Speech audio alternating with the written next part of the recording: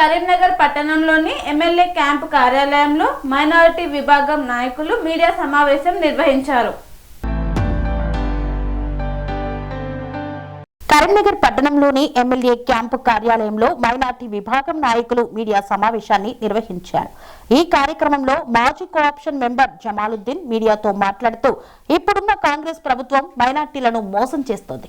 వారు గత ఎన్నికల్లో ఇచ్చిన హామీలను వచ్చే బడ్జెట్ సమావేశాల్లో రూపకల్పన చేసి హామీలు నెరవేర్చాలని ప్రధానంగా డిమాండ్ చేశారు.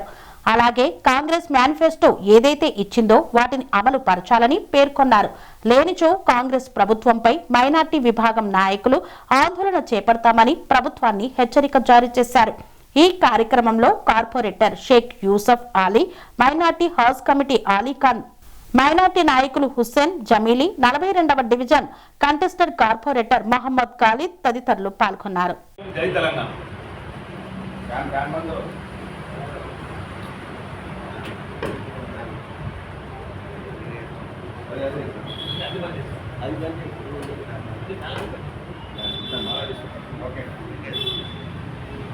ఈరోజు పత్రికా విలేకరుల సమావేశం ఏర్పాటు చేయడానికి ముఖ్య కారణం ఏంటంటే నిన్న జరిగినటువంటి క్యాబినెట్ సమావేశంపై మైనారిటీ కమ్యూనిటీకి కొన్ని ఆశలు ఉండేవి. ఎందుకంటే 2023లో జరిగినటువంటి ఎన్నికల్లో కాంగ్రెస్ పార్టీ తెలంగాణ రాష్ట్ర కాంగ్రెస్ కమిటీ అసెంబ్లీ ఎన్నికలు 2023 అని చెప్పి వాళ్ళు ఒక మేనిఫెస్టోను విడుదల చేయడం జరిగింది.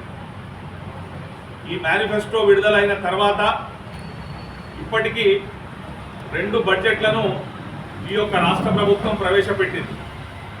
2024లో బడ్జెట్ ప్రవేశపెట్టింది, 2025లో బడ్జెట్ ప్రవేశపెట్టింది. రేపు అంటే మార్చి 16 నుండి బడ్జెట్ సెషన్ ప్రారంభమై 2026లో కూడా వాళ్ళు బడ్జెట్ ప్రవేశపెట్టడానికి సన్నాహాలు చేస్తున్నారు. ఈ బడ్జెట్ సమావేశం కంటే ముందు ఏర్పాటు చేసినటువంటి క్యాబినెట్ సమావేశం ఏదైతే ఉందో ఆ క్యాబినెట్ సమావేశంలో వాళ్ళ యొక్క మేనిఫెస్టోలో చెప్పినటువంటి అంశాలను వాళ్ళు అమల్లోకి తీసుకురావడానికి ఏదైనా చర్యలు తీసుకుంటారేమో అని చెప్పి మేము ఆశపడ్డాం.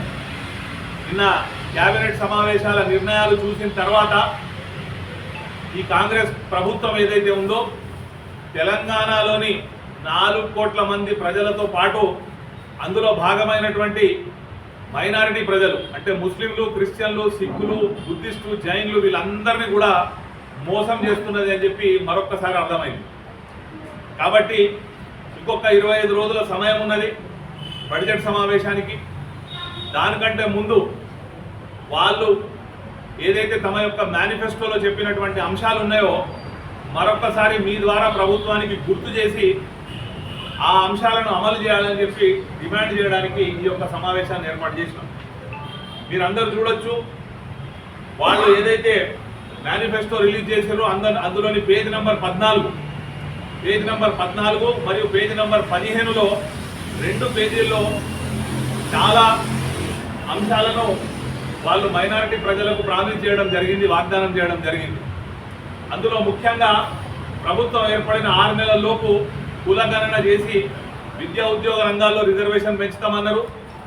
అది మైనారిటీలతో పాటు ముస్లింలతో పాటు బీసీలను కూడా ఏ విధంగా మోసం చేసినందరినీ మీ అందరికీ తెలిసిందే. ఇక ఇందులో ప్రత్యేకించి మైనారిటీలకు సంబంధించి మాత్రం 2వ పాయింట్ వీళ్ళు పెట్టడం జరిగింది. మైనారిటీ బడ్జెట్ 4000 కోట్లకు పెంచి ఆ బడ్జెట్ నిధుల వినియోగాన్ని నిర్ధారించడానికి మైనారిటీల సబ్ ప్లాన్ తీసుకొస్తామని అన్నారు. ఈ రోజు వరకు 4000 కోట్ల రూపాయలు బడ్జెట్ కేటాయించలే. ఏదైతే కేటాయించినటువంటి అరకొర బడ్జెట్ ఉన్నదో ఆ బడ్జెట్ను రిలీజ్ చేయలే. ఆ విడుదల చేసినటువంటి బడ్జెట్ను కూడా వినియోగంలోకి తీయలే. దాని కొరకు ఉద్దేశించినటువంటి మైనారిటీ సబ్ ప్లాన్ ఇంతవరకు ఊసెత్తలే. మైనారిటీ సబ్ ప్లాన్ చేయాలి అంటే వాళ్ళు ముందు క్యాబినెట్లో తీర్మానం చేయాలి. ఇంతవరకు సుమారు 2-2.5 సంవత్సరాలు గడిచిపోయింది. సగం ప్రభుత్వం వీళ్ళది గడిచిపోయింది. ఇంకొక బడ్జెట్ వస్తుంది కావచ్చు 2027లో, 28లో అయితే మళ్ళీ ఎన్నికల బడ్జెట్కి వెళ్ళిపోవాల్సిన పరిస్థితి ఉంటుంది. అప్పుడు పూర్తి స్థాయి బడ్జెట్ పెడతారా, ఓటాన్ అకౌంట్ పెడతారా, జమిలీ ఎన్నికలకు పోతారా, ముందస్తు ఎన్నికలకు పోతారా, అదంతా లాస్ట్ ఇయర్. అప్పుడు అయ్యేది లేదు, పోయేది లేదు. కాబట్టి ఏదైతే మోసపూరితంగా మేము మైనార్టీ సప్లాన్ చేస్తామని చెప్పారో అది ఇంతవరకు కూడా అమలు చేయలేదు. ఇది పక్కా మోసం అని చెప్పి మాకు అర్థమవుతా ఉన్నది. కానీ ఇంకా 2 సంవత్సరాలు మీ దగ్గర టైం ఉంది కాబట్టి మీ ద్వారా ప్రభుత్వానికి డిమాండ్ చేస్తూ ఉన్నాం. ప్రభుత్వం మాటిచ్చిన ప్రకారం 4,000 కోట్ల రూపాయలు బడ్జెట్ కేటాయించాలి, అదేవిధంగా మైనారిటీ సప్లాన్ వెంటనే అమలు చేయాలని చెప్పి. అంతేకాకుండా నిరుద్యోగ మైనారిటీ యువతకు, మహిళలకు సబ్సిడీ రుణాల కొరకు 1,000 కోట్లు బడ్జెట్ కేటాయిస్తామన్నారు. 1,000 కోట్లు కాదు, 100 రూపాయలు కూడా ప్రత్యేకమైన బడ్జెట్ కేటాయించలేదు. ఎన్నికలు వచ్చిన ప్రతిసారి ముస్లింలకు మేము ఏదో చేస్తామని చెప్పి దరఖాస్తులు తీసుకున్నాడు. ఓసారి కుట్టు మిషన్లు అనుడు, ఓసారి మోపైడ్లు అనుడు, ఓసారి తుర్కకాశీలకు ప్రోగ్రామ్ అనుడు. దాని దరఖాస్తులు తీసుకొని ఉల్టా ఈ పేదవాళ్ళైనటువంటి మైనారిటీలు 100-200 రూపాయలు జీరక్స్లకు, అప్లికేషన్లకు ఖర్చు పెట్టాల్సిన పరిస్థితి కల్పిస్తూ ఉన్నారు.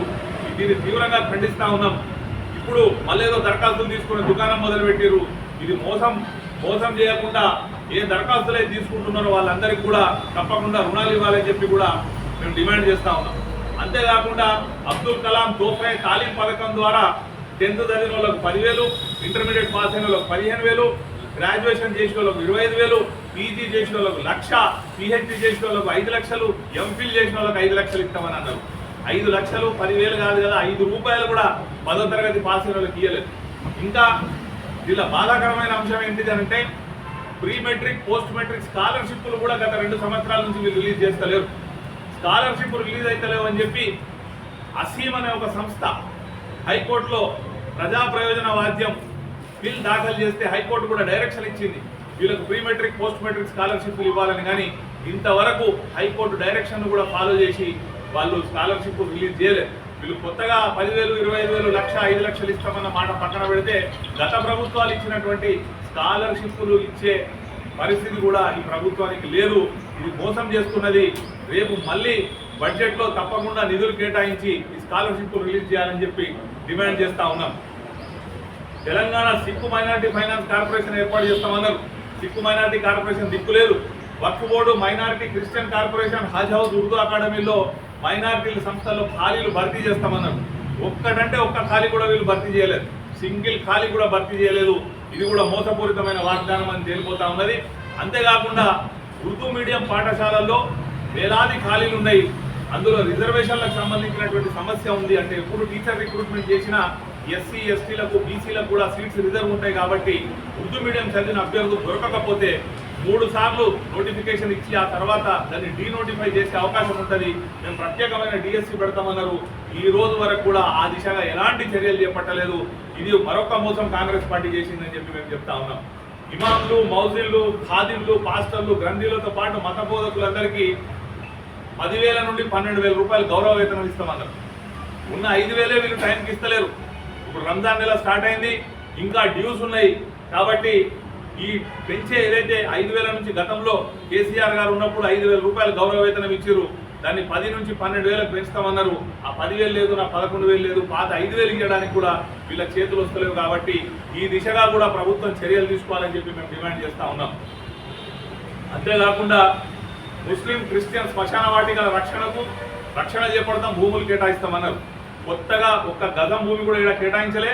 జూబ్లీ హిల్స్ ఎన్నికల సమయంలో ఒక మిలిటరీ వాళ్ళకి సంబంధించిన భూమి కేటాయించి అక్కడ ముస్లింలు ఓట్లు దండుకోవాలని చెప్పి ఉల్టా మిలిటరీకును అక్కడ ఉన్నటువంటి ముస్లింలకు వక్ఫ్ బోర్డుకు పంచాయతీ పెట్టించే ప్రయత్నం చేశారు తప్ప వేరే ఎక్కడ కేటాయించలే.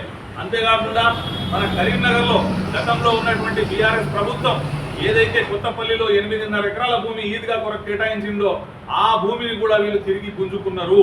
కొత్తగా ఇచ్చుడు కాదు, గత ప్రభుత్వం ఇచ్చిన భూమిని వీళ్ళు గుంజుకున్నారు.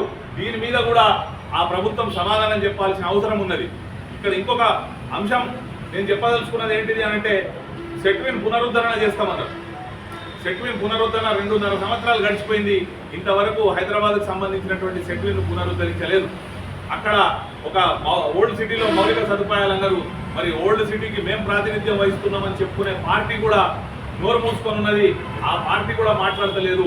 అంతేకాకుండా గత ఎన్నికల్లో కాంగ్రెస్కు ఓట్లు వేయాలని చెప్పి ఎవరైతే గల్లీకి తిరిగి ప్రచారం చేసినటువంటి సంస్థలు ఉన్నారో, మైనారిటీ సంస్థలు కానీ ముస్లిం పెద్దలు కానీ మత పెద్దలు కానీ ఒక్కొక్కసారి అయితే వాళ్ళు కాంగ్రెస్ పార్టీ కార్యాలయాల్లో కూర్చొని కూడా ప్రెస్ మీట్లు పెట్టి ముస్లింలకు అప్పీల్ చేశారు, మీరు ఈసారి ఓటు వేయండి కాంగ్రెస్ పార్టీకి అని.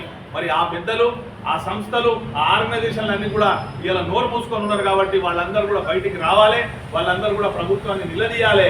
రేపు మీరు మార్చి 16వ తేదీ అంటే ఇంకొక నెల రోజులు టైం ఉంది, 25 రోజులు టైం ఉంది. ఈ టైంలో ఈ ఏదైతే మీరు మేనిఫెస్టోలో చెప్పినటువంటి అంశాలు ఉన్నాయో దీన్ని అమలు చేయుటకు మీరు కార్యాచరణ తీసుకోకపోతే మేము తప్పకుండా బడ్జెట్ సమావేశాల తర్వాత ముస్లింలకు మోసం జరిగితే పెద్ద ఎత్తున నిరసన కార్యక్రమాలు చేపడతాం, ఎక్కడికక్కడ ప్రభుత్వాన్ని నిలదీస్తాం, ప్రభుత్వానికి అడ్డుకుంటామని చెప్పి ఈ సందర్భంగా మీ ద్వారా మేము ప్రభుత్వాన్ని హెచ్చరిస్తా ఉన్నాం.